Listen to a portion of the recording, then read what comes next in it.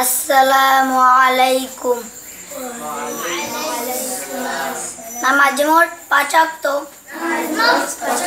ফজর, জোহর, আসর, মাগরিব, এশা। 5 ওয়াক্ত নামাজে 17 রাকাত ফরজ। ফজরে 2 রাকাত, জোহরে 4 রাকাত, আসরে 4 রাকাত, মাগরিবে 3 রাকাত, এশায় 4 রাকাত।